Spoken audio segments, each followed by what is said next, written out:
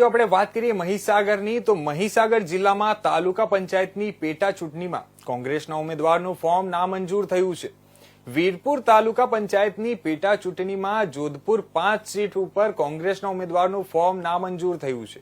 ગુજરાત પંચાયત અધિનિયમ 1993ની કલમ 23 મુજબ તાલુકા પંચાયત મતદાન મંડળીની 2021ની મતદાર યાદી હતી, જેમાં ઉમેદવારોનું નામ ચાલતું ન હોય, જેથી ફોર્મ નામંજૂર થયો હોવાની વિગતો સામે આવી છે.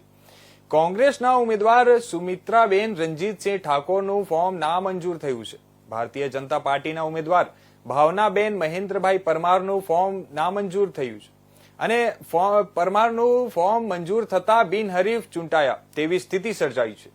વીરપુર તાલુકા ભારતીય જનતા પાર્ટીના હોદ્દેદારોમાં ખુશીનો માહોલ છે.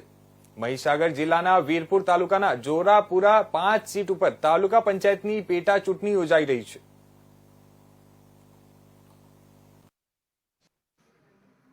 મહીસાગર જિલ્લામાં 3 નગરપાલિકા અને 2 તાલુકા પંચાયતના ચૂંટણી હતી.